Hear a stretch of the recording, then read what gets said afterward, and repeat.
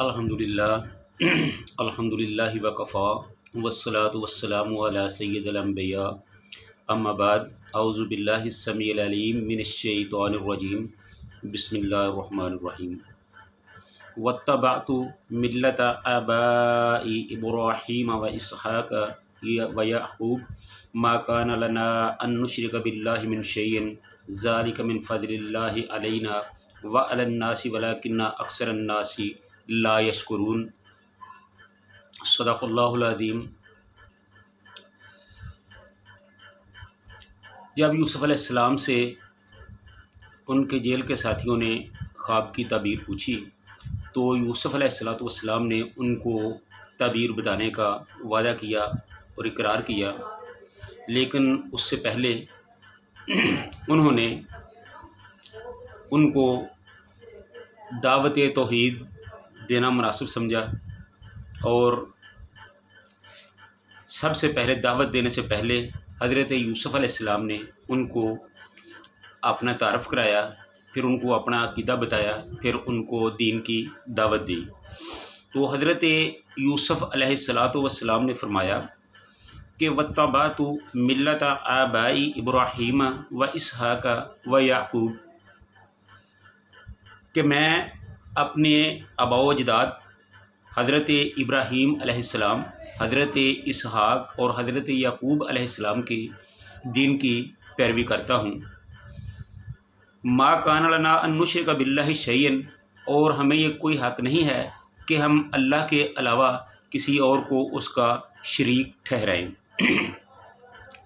ज़ालिका मिन फ़ज़लिल्लाहि अलैना व अलन नास, ये तौहीद के अक़ीदे की सूरत में और हम पर नबूवत की सूरत में अल्लाह ताला का फ़ज़ल है, और हमारी वजह से जो लोगों को हदायत मिलती है उसकी वजह से लोगों पर अल्लाह का फ़ज़ल है।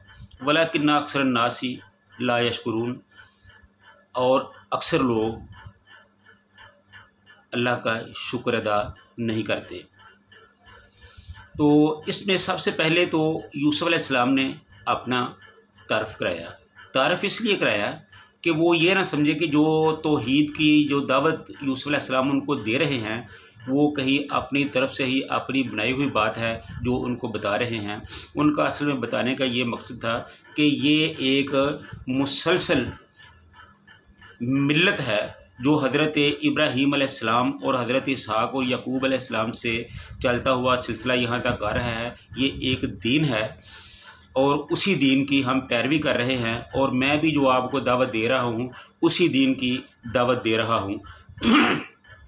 मा काना लना, और आगे फरमाया कि हम उसी दीन की दावत देते हैं, और मा काना लना अन नुश्रिक बिल्लाहि शैयन, और हमें कोई हक़ नहीं है कि हम अल्लाह के अलावा किसी और को उसका शरीक बनाएं।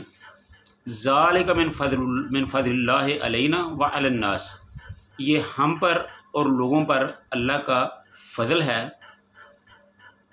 वलाकिन अक्सर नास ला यशकुरून, अक्सर लोग इस मामले में शुक्र नहीं करते।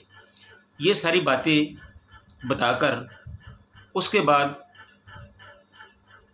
जो यूसुफ़ अलैहिस्सलाम ने उनको नसीहत की वो ये थी कि या साहिब ये सिजने अरबाब मुतफ़र्रिक़ून खैरुन, कि ए मेरे जेल के साथियों, क्या तुम्हारे लिए ये जो मुतफ़र्रिक़ रब हैं ये बेहतर हैं या एक अल्लाह वाहिदुल क़हार जो है वो बेहतर है। अरबाब मुतफ़र्रिक़ून खैरुन, ये जो तुमने मुतफ़र्रिक़ से मुराद ये है कि उनके नाम अलग, नाम के एतबार से वो अलग हैं, तादाद के एतबार से वो अलग हैं, सफ़ात के एतबार से वो अलग हैं। इसका दूसरे लफ्ज़ों में आप इस तरह कह सकते हैं कि कोई रब उन्होंने अपने रिज़्क़ के लिए बनाया हुआ है, किसी को रब उन्होंने अपनी औलाद के लिए बनाया हुआ है, किसी को रब उन्होंने बारिश के लिए बनाया हुआ है, किसी को रब उन्होंने अपने मुश्किलात को काबू करने में बनाया हुआ है, किसी को कोई मुश्किल कुशा है, कोई हाजत रवा है, कोई दाता है, कोई गौस है, कोई कुछ है, कोई कुछ है। तो ये सारे जो रब हैं यूसुफ अलैहिस्सलाम फरमाते हैं कि ये तुम्हें बेहतर हैं या अमिल्लाहुल वाहिदुल कहार, कि एक अल्लाह वाहिदुल कहार जो है वो आपके लिए बेहतर है। कहीं ये कि आप अलग अलग तमाम चौखटों पर जाएं, उनके सामने अपनी गिरदारी करें, उनसे मांगें, अपने सर को उनके सामने झुकाएं, अलग अलग सब की पूजा पाठ करें। तो एक ये है कि आप अपने घर में बैठकर एक अल्लाह को पुकारें और एक दरवाज़े से आपकी सारी ज़रूरियात पूरी हो जाए, वो बेहतर है। वो वाहिद कहार अल्लाह जो सारे जहानों का पालनहार है, जो सारी दुनिया का बादशाह है, जो ज़मीन व आसमान में तसर्रुफ़ करने वाला है, जिसके सामने कोई बोल नहीं सकता, कोई पर नहीं मार सकता, जिसके सामने किसी के बोलने की हिम्मत नहीं है, जुर्रत नहीं है, वो सब कुछ करने का पर कादिर है। क्या वो आपके लिए मुनासिब रहेगा, या ये जो मुतफर्रिक़ किस्म के कुछ भी ना करने वाले जो आपने बनाए हुए हैं, ये बेहतर है। ये कैसी बेहतरीन बात बताई जो हर आदमी के जहन में उतर जाती है। आगे उन्होंने इसकी जो वजाहत की है वो इस तरह की कि मा तअबुदूना मिन दूनिही इल्ला अस्माअन सम्मयतमूहा, कि तुम जिनकी इबादत करते हो अल्लाह के अलावा तुम जिनकी इबादत करते हो वो तो कुछ भी नहीं है, वो तो कुछ भी नहीं है। इल्ला अस्माअन सम्मयतमूहा, वो तो सिर्फ नाम हैं, उनके नामों के पीछे कुछ भी नहीं है, उनकी हकीकत नहीं है, वो सिर्फ खाली नाम है। सम्मयतमूहा, और वो भी अंतुम व आबाउकुम, तुमने और तुम्हारे बाप दादा ने बना रखे हैं, उनकी कोई हकीकत नहीं है। वो किसी को तुमने और तुम्हारे बाप दादा ने अपना हाजत रवा बना लिया, किसी को मुश्किल कुशा बना लिया, किसी को बिगड़ी बनाने वाला बना लिया, किसी को किसी काम के लिए रख लिया, किसी को किसी काम के लिए रख लिया। ये तो तुम्हारी अपनी ज़हनी इख्तरा है, इसमें कोई अल्लाह का हुक्म नहीं है। मा अंज़लल्लाहु बिहा मिन सुल्तान, अल्लाह ताला ने इनके बारे में कोई दलील नाज़िल नहीं की, यानी कि अल्लाह ताला ने नहीं कहा कि तुम इनको मेरे अलावा माबूद बनाओ, इनको मेरे अलावा मुश्किल कुशा समझो, इनको मेरे अलावा हाजत रवा समझो। अल्लाह ताला ने इनके लिए कोई दलील नहीं उतारी है, ये तुम्हारे अपने ही बनाए हुए हैं जिनकी कोई हैसियत नहीं, लिहाजा इससे बाज आ जाओ। इन्निल हुक्मो इल्ला लिल्लाह, हुक्म तो सिर्फ अल्लाह ही का चलता है और अल्लाह ही का चलेगा। जब अल्लाह का हुक्म चलेगा तो फिर अल्लाह ने तो ये हुक्म नहीं दिया कि तुम ऐसा करो, इनको पूजो, इनकी परस्तिश करो, इनको अपना सब कुछ समझो। तो फिर क्या करना है? अल्लाह का क्या हुक्म है? इनिल हुक्मो इल्ला लिल्लाह, तो अल्लाह का क्या हुक्म है? तो मेरे भाई अल्लाह का ये हुक्म है कि अमारा अल्लाह ताबुदू इल्ला अय्याहू, अल्लाह ने तो सिर्फ ये हुक्म दिया है कि सिर्फ एक अल्लाह की इबादत करो, अल्लाह के अलावा कोई और माबूद नहीं है। जब भी तुमने इबादत करनी है सिर्फ एक अल्लाह ही की इबादत करनी है, उसी को अपना सब कुछ समझना है, उसी से अपनी हाजत रवाई करानी है, उसी को अपना मुश्किल कुशा मानना है, उसी को अपना हाजत रवा मानना है, उसी को अपना गौस मानना है, उसी को अपना दाता मानना है, उसी को अपना बिगड़ी बनाने वाला मानना है। क्यों मानना है? इसलिए कि इनिल हुक्म इल्ला लिल्लाह, कि ये अल्लाह का हुक्म है, ये अल्लाह ने हुक्म दिया है।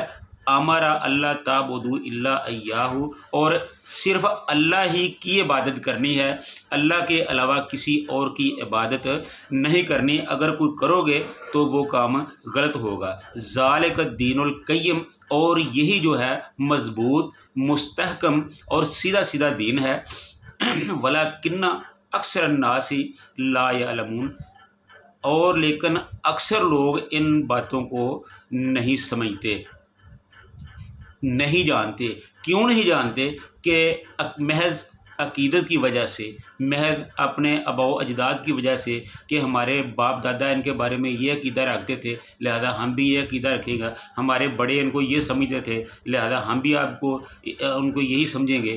तो इसलिए ये यूसुफ अलैहिस्सलाम ने उनको पहले तो अपना तारफ़ कराया, फिर अपना दीन बताया, फिर शिरक की मज़म्मत की, फिर तौहीद की दावत दी। ये सारे काम करने के बाद फिर उनको उनके ख्वाबों की ताबीर बताई और फरमाया कि या साहिब ये सिजने अम्मा अहदुकुमा फ़यस्की रब्बहु खमरन, कि ए मेरे जेल के साथियों, तुम दोनों में से एक तो अपने मालिक को यानी अपने बादशाह को शराब पिलाएगा।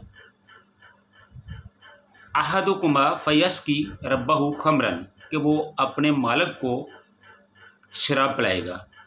व अम्मल आखरो, और जो दूसरा है, फ़युस्लबु फ़ताकुलुत्तैर, और दूसरे को फांसी की सज़ा दी जाएगी। फ़ताकुलुत्तैर मिर रासिही, और परिंदे उसका सर नोचेंगे। कुदियल अमरुल्लज़ी, और इस बात का फ़ैसला हो चुका है, फ़ी है तस्तफ्तियान, जो तुम पूछते हो। यानी कि उन दोनों को उनके ख्वाबों की ताबीर बता दी कि एक तो अपने बादशाह को शराब पिलाएगा और दूसरा जो है उसको फांसी की सज़ा दे दी जाएगी, और ये ऐसा हो के रहेगा। अगर वो ये ताबीर ना लेते तो फिर मुमकिन था कि इसका कुछ की कोई बचत हो जाती, लेकिन चूँकि ये ताबीर ले ली है, अब इसका फ़ैसला लिख दिया गया है, अब ये हर सूरत में ऐसा होकर ही रहेगा। उसके बाद एक बहुत अहम बात है, वकाल लिल्लज़ी ज़न्ना अन्नहु नाजिम मिन्हु मज़कुरनी इंदा रब्बिक। यूसुफ अलैहिस्सलाम ने उस शख्स को जिसने रिहा होना था उसको ये पैगाम दिया कि जब तुम रिहा होकर अपने बादशाह के पास जाओ तो उसको मेरा भी पैगाम दे देना कि वहाँ एक बेगुनाह आदमी है, लिहाजा उसकी रहाई का कोई सोचो। फ़अनसाहु शैतान, फिर उस आदमी को शैतान ने बुला दिया। ज़िक्र रब्बिही फ़ल्लाबिसा फ़िस्सिज्नि बिद्अ सिनीन। उस आदमी को शैतान ने बुला दिया कि वो अपने बादशाह से हज़रत यूसुफ अलैहिस्सलाम का ज़िक्र करते, और उनके बुलाने की वजह से यूसुफ अलैहिस्सलाम को काफ़ी देर तक बाद में जेल में रहना पड़ा। तो ये यूसुफ अलैहिस्सलाम के हालात थे जो जेल में पेश आए। उन्होंने किस तरह कैदियों को तबलीग की और किस तरह उन्होंने उनकी ख्वाब बताई और किस तरह उन्होंने अपने लिए पैगाम भेजा, लेकिन उसको भूल गया तो फिर उनको जेल में रहना पड़ा। इसके आगे क्या हुआ इंशाअल्लाह ताला इसको हम अपने आइंदा प्रोग्राम में बताएंगे। वमा अलैना इल्लल बलाग।